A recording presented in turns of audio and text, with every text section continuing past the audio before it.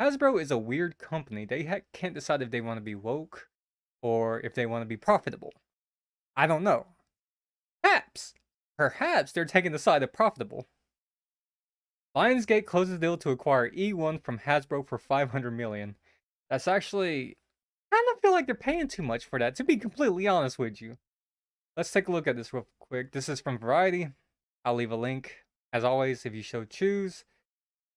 Lionsgate has acquired eOne's TV and film operations from Hasbro for approximately 500 million. The transaction is expected to close by the end of the year. News of the sale, which broke just ahead of Hasbro's Q2 2023 earnings call schedule for Thursday morning, comes nearly 4 years to date when Hasbro announced its intent to acquire eOne in a $3.8 billion deal in August 2019. According to the press release from Hasbro, the sale will include a talented team of employees, they may all be fired, a content library of nearly 6,500 titles, active productions for non Hasbro owned IP like The Rookie. Is that based on that movie with Dennis Quaid? Yellow Jackets, I've at least heard of that one, and Naked and Afraid, I've heard of that. And the eOne unscripted businesses, which will include the rights for certain Hasbro based shows like Play-Doh Squid. What is that? Play-Doh Squished. The sale also includes Hasbro's interest in the Canadian film and TV operations eOne Canada Limited.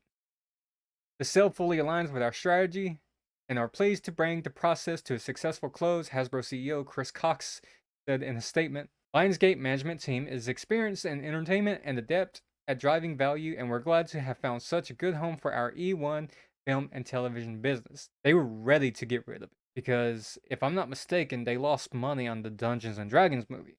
I'm pretty sure they did. At least it didn't do as well as they were wanting it to. Costs continue. The entertainment remains a priority at Hasbro. Hasbro will continue to develop and produce entertainment based on rich vaults Hasbro owned brands. We will also bring to life new original ideas designed to fuel all areas of Hasbro's blueprints, including toys, publishing, gaming, licensed consumer products, and location based entertainment.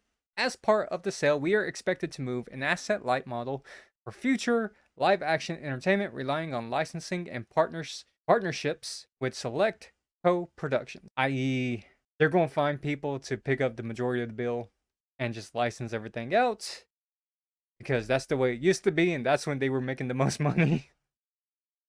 Meanwhile, popular IP in the family brand division like Peppa Pig, Transformers, Dungeons and Dragons, Magic the Gathering, My Little Pony, Power Rangers, Play-Doh, Monopoly, and Clue were not only excluded from the deal, but will see significant development, production, and financing capabilities support across TV, film, animation, and digital shorts as they have been rolled into Hasbro's brand's licensing and merchandising operation.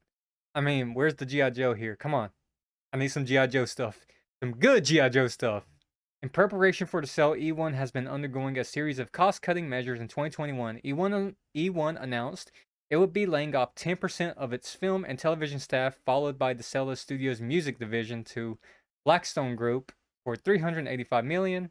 By early 2023, Hasbro revealed that it would be laying off some 15% of its global headcount to some 1,000 positions last month. eOne shut down its UK theatrical distribution business. Yeah, I mean, it was weird from the get go for a toy company to be trying to get into the film industry like this. It just didn't seem profitable. It could have been. Let me rephrase that. It could have been profitable, but they just kept making bad stuff, and I don't necessarily think it was entirely their fault because they did it in a time where, politics and personal agenda had made their way into the industry. So that really didn't help them. But I don't know. I mean, I'm just personally hoping for a good G.I. Joe movie at some point. Come on. Come on, Hasbro. You know you wanna. No, you wanna.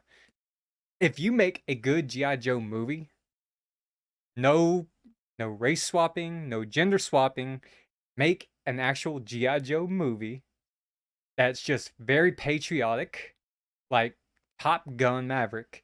You will make a lot of money. Just do this. Just do this. I'm begging you. There are plenty of G.I. Joe fans out there who are begging you to do this. And do the right casting. No Channing Tatum. I think the dude who played Snake Eyes in the G.I. Joe movies was actually pretty good. You could tell his emotions through his acting. and he didn't have to speak a word. Especially, he kept the mask on. That's the most important thing. Snake Eyes keeps the mask on. However, the rest of the casting for those movies were terrible.